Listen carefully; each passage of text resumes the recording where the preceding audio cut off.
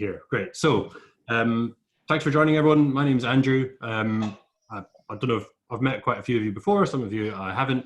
Yeah, I thought, as you might have seen in the messages on the Wonky chat on the social media, there's going to be lots and lots of entirely new challenges for student unions that we've never even thought of. There's going to be more challenges by the end of today that we've never even thought of right now. And we really need to get through this together. So I wanted to just run these kind of pitching sessions. It's all going to be recorded, it's going to be shared, but I'm also going to condense the actual kind of learning points and ideas we come up with into a resource, and whether it's like a to-do list or a top 10 or whatever, I'll just send out to you and you can use as freely as you want. And I'll keep that updated as things evolve. As I was kind of running through what kind of topics I was going to look at, I started with one topic and then 5 and then 50 topics. There's just a massive range of things. And I had some really good questions come in from people who are participating as well. Everything from like, how do I make sure I'm managing people properly without micromanaging them, to how do I run an advice service without any offices, to how do I make sure that education is inclusive. Obviously, we're not going to be able to cover those all today. And this one, I'm going to try and focus on like messaging and like reassuring your members and your staff, but it could go a whole lot of different directions. Also, I want to make sure this isn't just me talking. So when people have questions or suggestions, I really want people to pitch in. Yeah, please do that whenever you want. If you're unable to be heard or something like that, wave your hand and I'll make sure that your question can come forward. Any questions at the moment from anyone? Headphone's not working. His headphone's not working. No. I'm gonna back off. Okay, so I want everyone to share their suggestions. I'm going to cover this. Also, people can keep in contact with each other afterwards. We're all getting familiar with Zoom, so we can all start to use it properly. I'll also be keeping an eye out for any pets that come past. I think Joe is definitely going to have a cat. It looks a lot like Adam from Christchurch is in the office, unless he has a really weird living room. So yeah, that's impressive. Okay, so I'm going to divide this up into 3 bits, like kind of 3 keywords that I think people should be bearing in mind at times like this. So the first one is message. You need a really strong and compelling message about what the union is doing that reassures your stakeholders. I'll go into this much more in detail, but like the key lesson here is that if you are not putting out a strong message about what the union is doing, that vacuum will be filled by questions, concerns, false narratives, fears, confusion, and everything else. The second part is about triage. You are likely to get a massive number of questions from your members, both in their capacity as students, as club and society office holders, as staff, as tenants. Everything is going to come in via your social media, via email, via a whole lot of other ways. So it's important to set up a process to triage that, to respond to it as efficiently as possible, and to both support your officers to ask the important questions of the institutions they work with, but also protect your officers from an onslaught of questions. And then the third part is about managing. This is probably really more about like staff as well as officers, but we're all to entirely new ways of working. And I think there's obviously going to be a lot of stress, anxiety, like lack of knowledge, and there's quite a lot that managers and leaders can do to kind of support and enthuse their staff and give them the confidence to recognize that yes, things are fundamentally changing for the time being, but there is still a lot they can do to succeed in their jobs. So first of all, you need a message. You need to be presenting a clear and reassuring message to members of what you're doing. As I said before, if you're not, there's going to be a false or damaging narrative. Unfortunately, there's a very clear example of that with the press conferences that the Prime Minister is doing each day. My assessment of those is that each press conference is kind of like running after the unanswered questions of the previous press conference. So it means that every time the press conference ends, people have more questions. And then there's a 24-hour social media cycle of people assuming things and going down garden paths and wild goose chases, and then he's forced to spend the next one again running to catch up with it. The kind of ultimate example of that is when, by not giving clear instructions for people not to go to bars and clubs, people then went, oh, the Prime Minister is not doing that because then insurance won't pay out, which was a complete false path for people to go down. It turns out that insurance wouldn't pay out whether it was enforced or advisory, but that was 24 hours of that kind of corrosive fear in the public, which could have just been addressed by them being on top of the issues. Something that's very relevant to a couple of us here is that there's still nothing about freelancers or sole traders. It's been several days of journalists asking them to their face and them saying, oh, it's coming soon, it's coming soon. And for most of us here, there's still nothing about what they're going to do for tenants rather than landlords. So what you want to avoid is like a local SU version of that, where every bit of communication you put out has some big gaping holes in it. Yeah, so we'll talk about how to do that in a second. The message, or more accurately, like a small and concise set of messages for each of your stakeholder groups. I see a cat. Excellent. It's very important to point out the pets.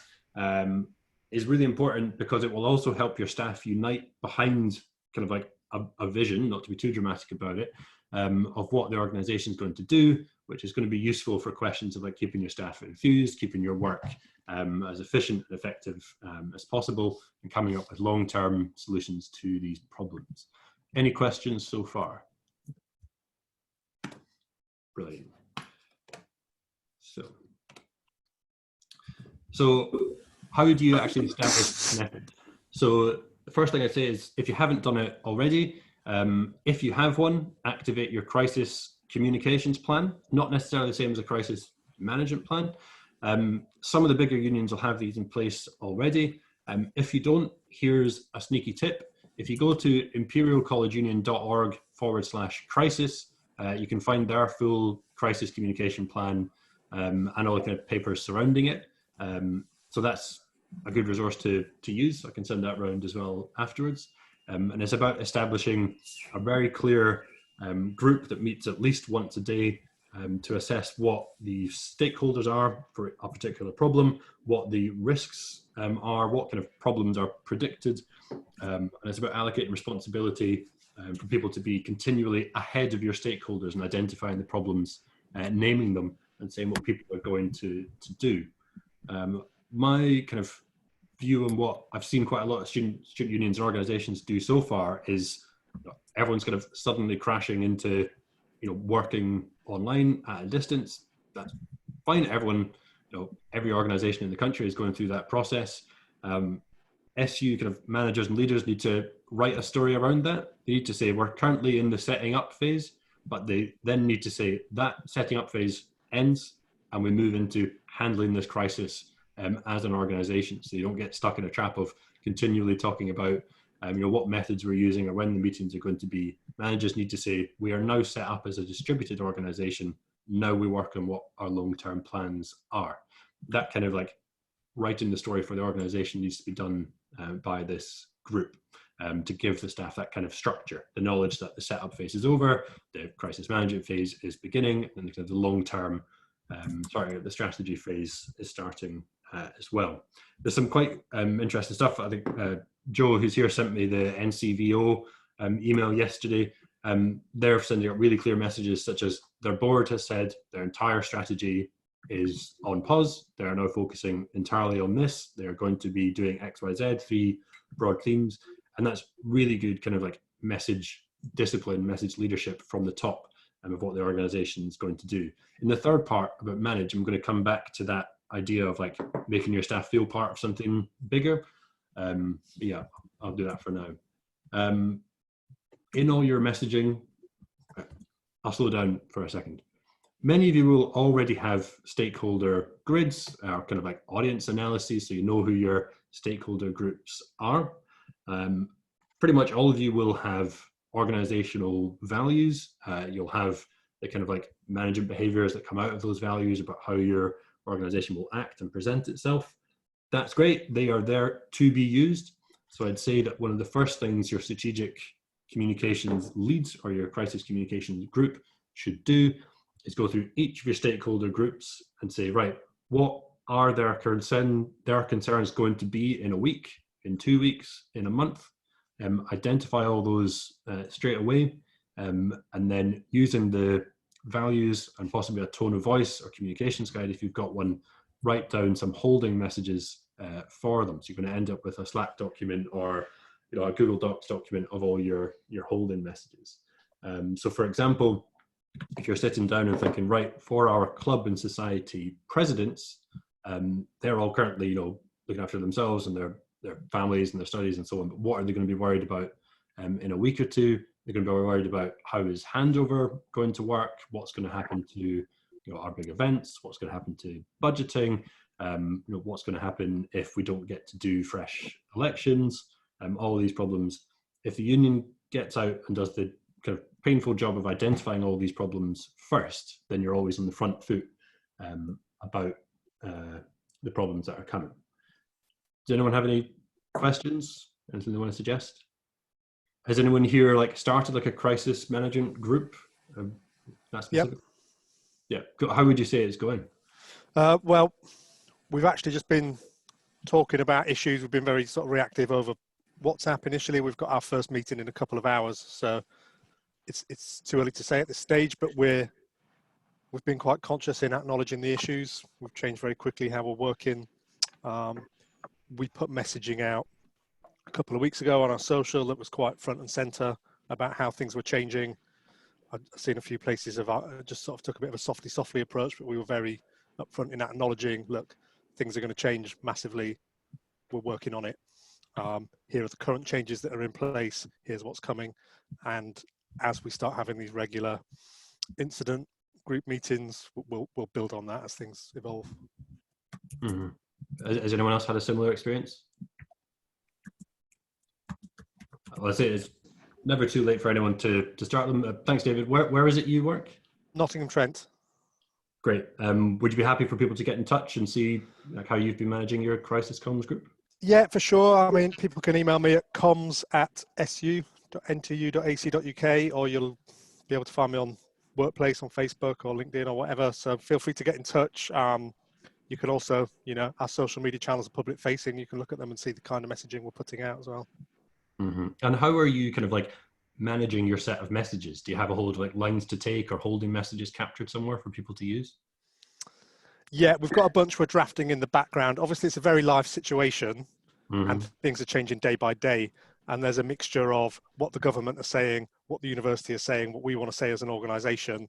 And, similarly, if you schedule a load of messaging on social in advance with what you want to say and things change and that goes out, it can look pretty out of step immediately. So we're not being too fixed on our position. We're trying to keep things fluid as things evolve, and we're talking to stakeholders and looking at the bigger picture. But we know internally where we're at, and like I say, we'll be having regular incident meetings starting from today to crystallize that messaging and keep it moving forward on pretty much a daily basis, I would think. Yeah, I think at this point, at least once a day for a crisis management incident group. Yeah, it's such a rapidly evolving situation, so you can't just go, all right, yeah, we figured it out, let's just roll with that for now. You've got to be very reactive. Yeah, exactly. Thank you. Okay, I'm going to move on to the next part. So I kind of covered some of this already. Make sure to use the resources that you already have. So whether that's stakeholder grids, understanding of your channels, your values, and so on. It's forming a crisis comms plan isn't a particularly long or difficult exercise. It's just have to get in the right headspace of doing it, of setting the right tone. The actual kind of language and words you use is very important for your members. So the right tone, short, precise, clear, definitive language. It's not really a time for the language of apology or half-heartedness or saying, oh, we're trying to do this or we're thinking of doing that. You just need to lay out the facts. That's what people want, and that's what people expect. And you've also got to make sure that people are going to be looking for information on this and nothing else. So you need to kind of clear the decks as much as possible to give a home and a structure to this message. I would say quite a few unions I've looked at, the top of their front page is now entirely about the coronavirus. I think that's probably something that you need to just archive or push to the back every other bit of content and then clearly structure the information. I think we're probably a couple of days beyond this is your COVID information, but saying, right, this is the information for clubs, this is the information for final year students, this is the information for student parents, and so on, and structure like that. Something else that's fundamentally important is the relationship with the university. And I know that varies dramatically across the country. And it's much easier for me to say it than for everyone to do it, but it's important that the student union, senior staff and senior officers are not just being told what the university is deciding, but are in the room when the university is working or even identifying its most serious problems. There's kind of an organizational tendency that any solution to a problem such as this, the solution tends to be based around the administrative ease for university staff. And I'm not saying that's specific to them, that's a trap that any organization can fall in. But the Students' Union really needs to have like an openly named, like robust, very clear approach saying like the answers here are not about what's administratively easiest, but about what is the best for students.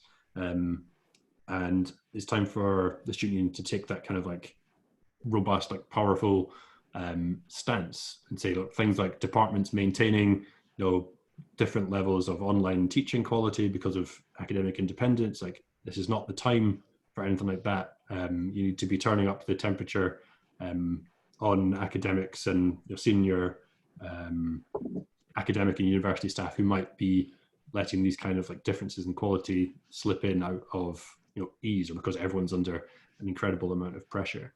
The more we invest time as a sector in that now, the less mess we're going to have to clean up later around students who might have accessibility needs, which means they've not been able to access their teaching, students who don't have internet access or laptops, so the closure of the campus has completely scuppered them, like people with parental responsibilities and so on. I understand there's probably a feeling right now that people are like, oh, we don't want to pile on the problems, but if the people making the decisions, including the student union staff, aren't taking all these factors into account, we're just going to find these problems 10 times as deep and 100 times as hard to solve 4 or 8 or 12 months from now. So kind of throw the question out there, what are people doing at the moment to make sure their officers are kind of as influential and deeply embedded in the university's decision making as possible? Anyone want to come forward and say? I think we've been quite lucky in that we've been involved in it from the start. So our president's been added to the strategy group. Our CEO is on operations group as well. So yeah, quite luckily here at Christchurch, we've been involved in the conversations from the start. But sometimes it's been a matter of waiting for that information that's decided internally, waiting for the university to be able to get that out publicly, and then only then we can kind of share that information. But yeah, we've been quite lucky here, being involved on decision making. Oh, good. That's really good. I know that another university I've been working with recently, which it's probably not right for me to say, they don't have that kind of relationship with the university. They're not in the room for any of these meetings. They're not involved.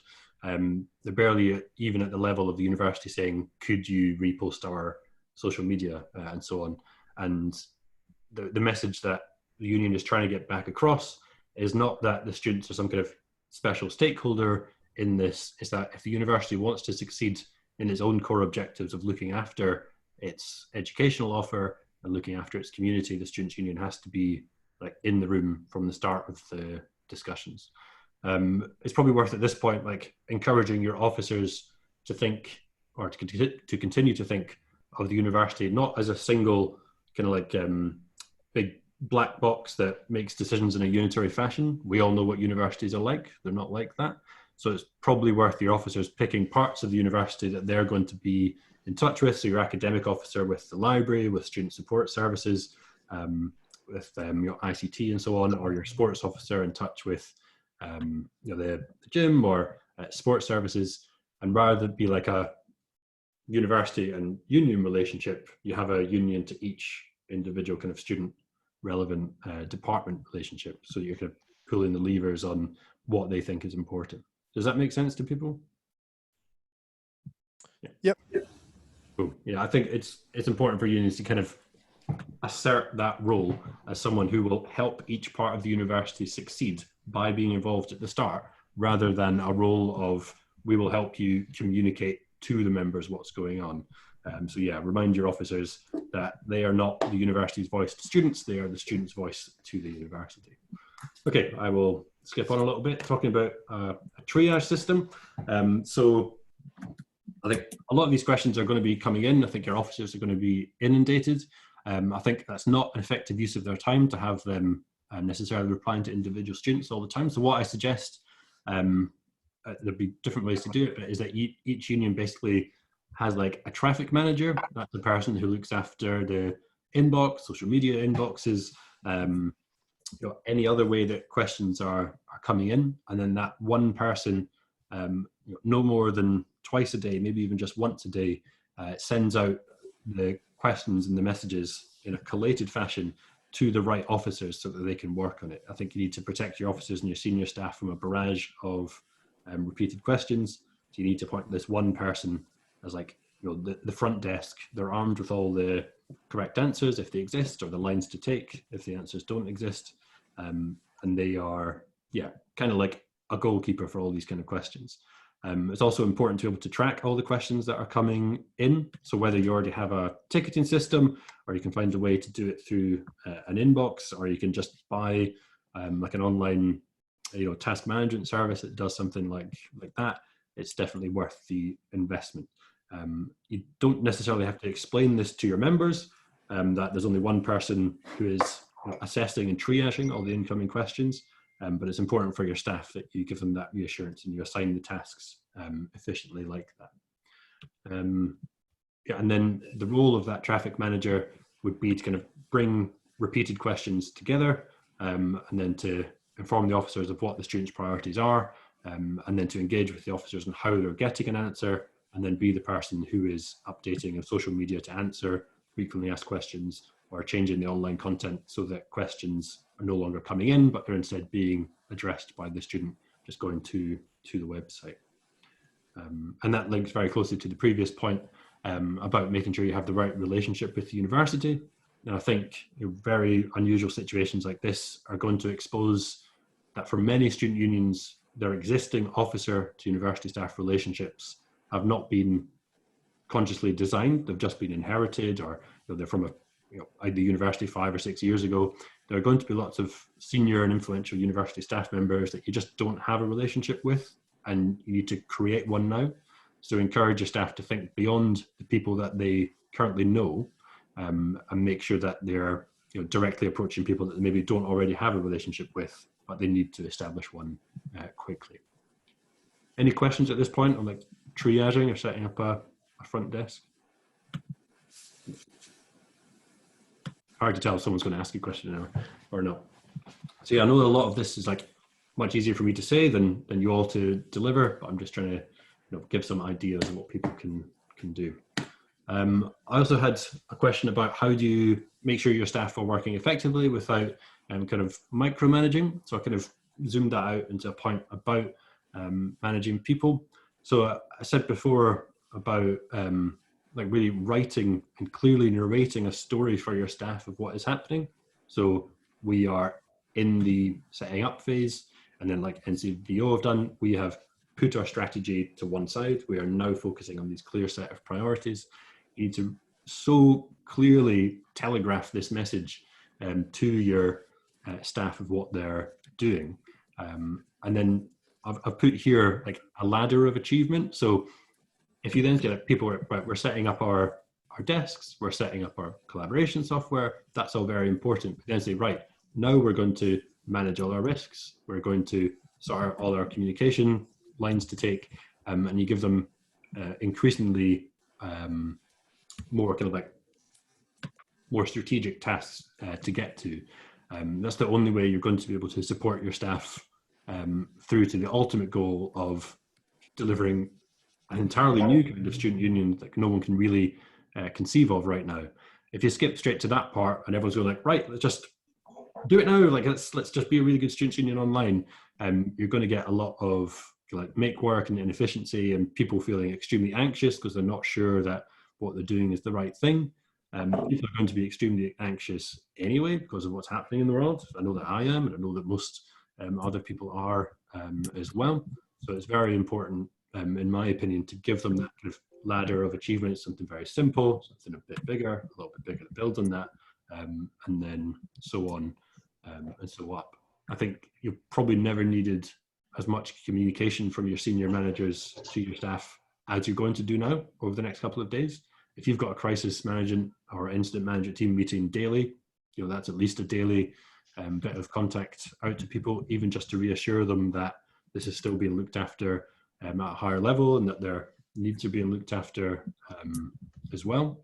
And the last bit here, something that people already say quite a lot, like people are going to be worried about the tasks they were working on, even if it's now a task that just can't be done, like a May ball or something like that. Give them the space and the kind of mental permission to just put this stuff down. Like in times like this, like everyone's going to drop balls, but if you just kind of like just say, right, everyone just put every ball down, just put it down and that's it, forget about it, and then only pick up the ones that are relevant to what your new kind of like strategic priorities are. People are going to feel so much better about that than if they have to make those decisions themselves. I think the way this is communicated can also mean that people can feel part of something bigger. And in situations like this, what's happening now, everyone wants to be able to do something, even if they don't know what it is. I personally think that once student unions have kind of like come out of this setting up phase, they are going to have quite a big role to play, because if civil society needs to do its thing and pull together to look after people during a crisis, then we are a big chunk of that.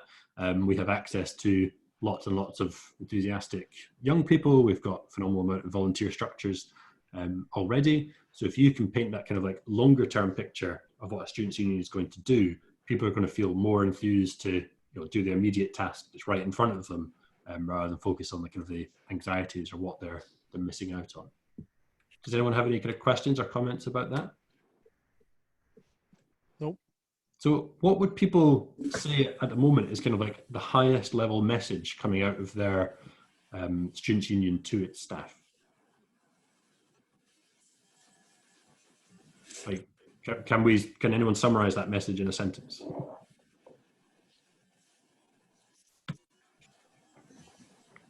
I think it's important eventually that people are able to, and like only when the comms manager is absolutely sick and tired of hearing the phrase, whatever it takes, or we'll get through this, or we'll come out stronger. Only when you as comms people, or many of you, are sick and tired of hearing that, or your staff have finally kind of absorbed it, that there is a bigger destination here. We're not all scrabbling around trying to feel busy in order to feel good. So I would suggest that in your next kind of like crisis comms meeting or incident management meeting, you think, what is that message, 3 words, 5 words, 10 words that you're saying to the union? And then that is like the spine of every bit of communication you send out to your staff and your volunteers after that. Does anyone have any questions or comments about that? I would just say, with that kind of thing, it's going to end up being really broad for an SU in particular, I think, because SUs, even though they're small organizations, they're so multifaceted in what they do. So if you think of the on-campus commercial services, how they're impacted is hugely different to some of the other departments and teams within the organization. So there's a really nuanced approach that will affect each department or area of the union differently, but also that there has to be like a top level cohesive kind of framework that pulls that all together, so we're all pulling in the same direction. But what that looks like for different teams is going to be completely different.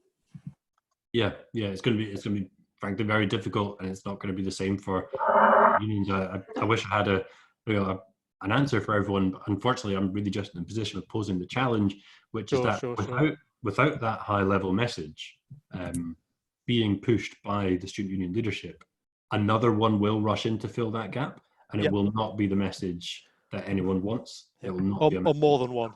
Or more than one, yes. Then people tend to default to the one that scares them the most. So yeah, it's really important to get that out. And even if it ends up like changing or tweaking or something like that, again, it's about writing that story, that we're all going to get through this in X manner, using our values. Andrew, are you talking about messages going out to students, or is that more to do with like messaging, telling, reassuring staff? Both. I think there's a single like headline message for both your SU staff, your SU volunteers, and your entire membership. Different for different unions, but like 3 or 5 or 10 words about what the union is doing for everyone. And then I think there are messages underneath that. So like David is saying, like for your commercial staff, for your club and society volunteers, for your academic reps, like basically like child messages of that one, if you see what I mean. Yeah, I agree with you regarding communications going out to students needs to be at a high level agreed upon. What I'm seeing, like the first few days here at Warwick SU, is staff are internally within their own departments, almost coming up with their own messages within their own departments in-house anyways. And as a result, it's causing, like, to be fair, it's not causing a negative or a positive. It's just creating a tone as to how each department's going to carry on doing their business as it is. And I'm just wondering if you think that's a good thing or a bad thing. What are your thoughts on that? I think it's probably broadly a good thing that individual managers are sending out messages. It's not a long-term solution. And ultimately, like your head of comms, whether it's an internal comms person or even like the chief exec, is going to have to basically bang some message heads together until there's one coherent message. And even if that, negates or overrides or damages some of the other messages, it's important that the organization has that cohesion and that there's that kind of like firm hand on the steering wheel. If you see what I mean, because if it's kind of left to each department or each team manager, some are going to put out a really great positive message. Unfortunately, some aren't going to put out a message at all. Again, that vacuum is going to be filled by fear and misconception and concern, and you're just going to be running after those, trying to sort them out rather than being ahead of what needs to be done. Does that answer your question? Cool, great. Right. So I kind of wanted to do a bit of discussion. Like, I know everyone is extremely busy, so you don't necessarily need to stay for the full hour. Again, I've covered quite a wide range of things here, and like future pitch-ins, I want to make them quite specific. So does anyone have any kind of like burning questions or problems that they're facing in terms of reassuring their members or managing their communications? Nope. Nope. Yeah, great. It's all done then. I have a couple of like small suggestions that might be useful. I've put them in the chat, but just in case anyone wants to talk about them.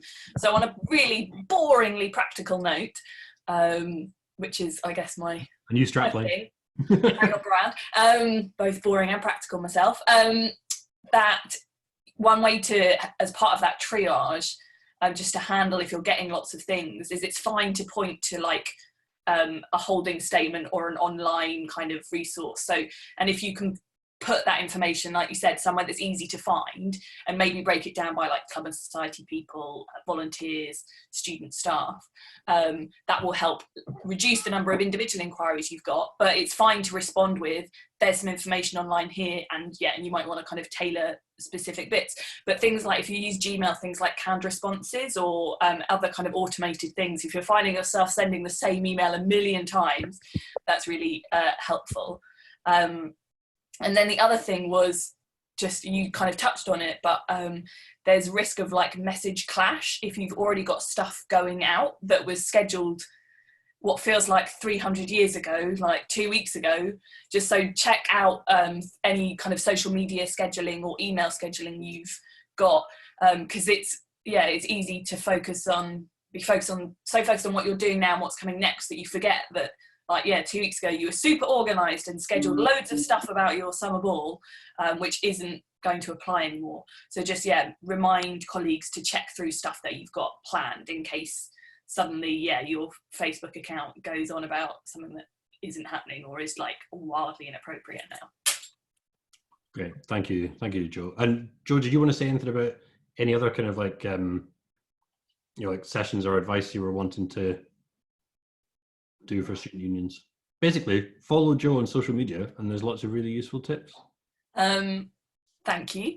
I feel under pressure now not to post so many cat gifs and try and look professional. Everyone's got real cats now. They're true. They're idiots. The only thing I was going to say, so I was chatting to Andrew earlier about the possibility of running a session like this on switching to online things, so how you can deliver services that relied on being there in person, so events, kind of volunteering networks, buddy schemes, those sorts of things, because I think you know, things are going to be unusual for a while, and actually this is quite, you know, an opportunity to look at different ways of delivering services that you might want to stick with even when things get back to normal. So yeah, I'm planning to run a session here on some cool and interesting things you can do online, and kind of, yeah, practically like which software do I need, how does that work? So yeah, that's kind of on my radar, and I'm also, before all this happened, was looking at how comms and marketing teams can manage their workloads and their processes and stuff. So I'm looking at adapting some of that to work more now that people are working remotely. So they're on my to-do list. If anyone wants to pick my brains, I'm more than happy to chat. Great, thank you, Joe. So yeah, the last thing I was going to discuss is about distance working, but I think that's an enormous topic that people are going to be working on a lot over the next few days. So I think I'll wrap this up in a couple of minutes, give people a chance to ask a couple of questions, but kind of like my final thought on the importance of reassuring your members and your staff. That kind of communications clarity, that kind of message discipline, it's not just like the icing on the cake about, you know, looking good as we're fixing these things. It is a very important way to give your staff and volunteers the kind of sense of what to do and what's important, and the confidence that things are going to be okay.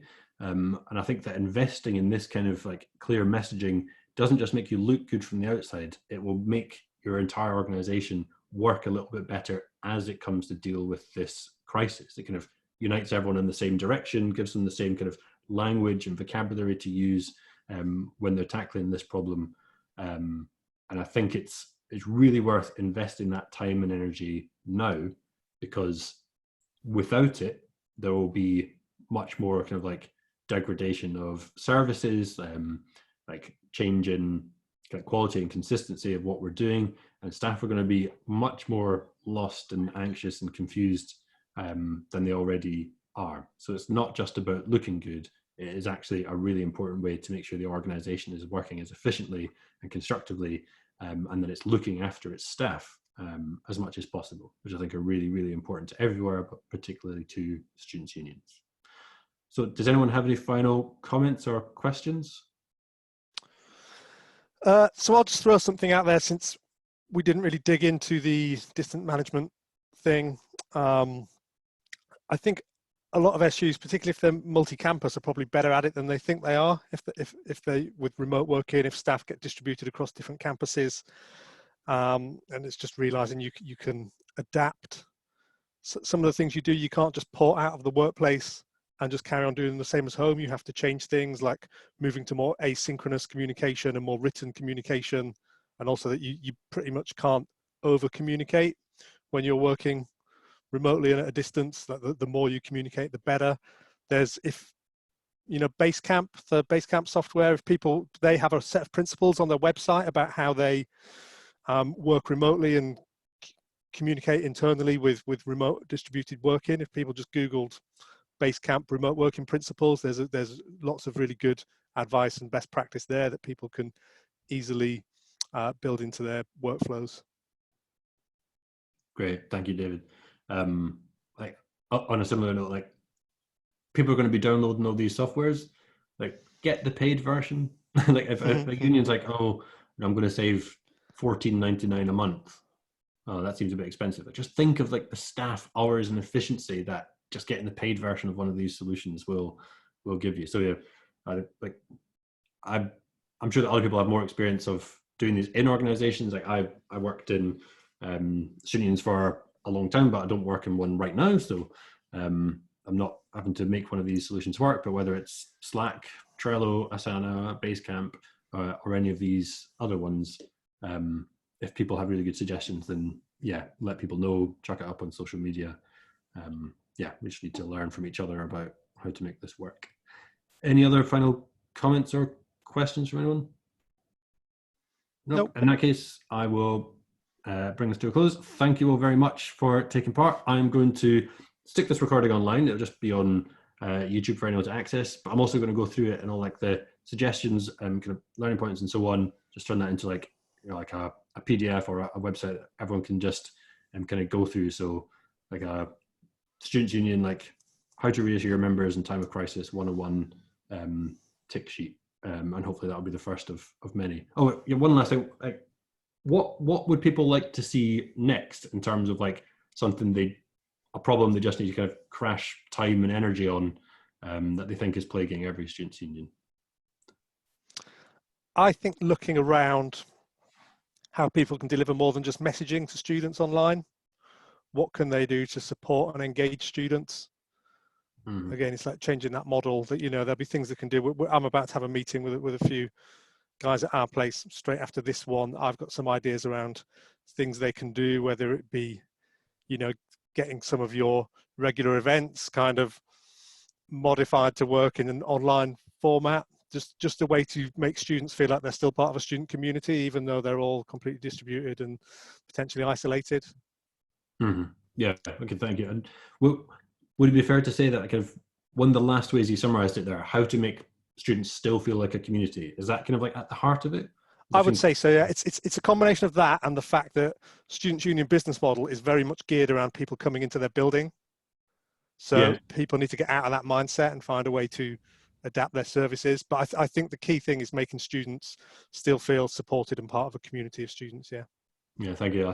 That's really useful. Joe, you've put your virtual hand up. I've just discovered that button. I'm gonna be drunk on power with that one. The thing I say is speak to your students. They're doing amazing things already. Like use their skills and talents. Get your student radio station. See what they want to do. Do they want to broadcast different stuff to different people? Could they host get to know this society session that everyone can listen to? Like there's so much talent and innovation and like tech natives, if we're getting jargony. So like this is an amazing opportunity to see what they can do and see what they want, and they'll have answers too. You don't have to have all the answers for them. If you use your role as kind of collating and pooling and sharing that knowledge, like you don't have to know everything. They're already doing amazing things. So yeah, using their skills and stuff, and also then that gives them something to do and a way to channel it. So yeah, I don't think you always have to have all the answers, and you can kind of see what they're doing, and they'll tell you what they need if they know you're listening. So that's, you know, part of your messaging can be around like, we've got this community, you are this community, what do you need, how can you help, how can we help? So yeah, I just think don't forget them. Great, thank you. Cool. Okay, I will put out on the social media when this link and the resources are done. If anyone wants to give one of these sessions, I'm happy to just facilitate that in terms of the software and timing and promotion. So just let me know. But yeah, let's bring that to a close 10 minutes early, and we can all have 10 minutes of commuting to the kitchen and making a coffee before our next Zoom meeting. All right, thank you everyone. Thank you. Cheers. Bye.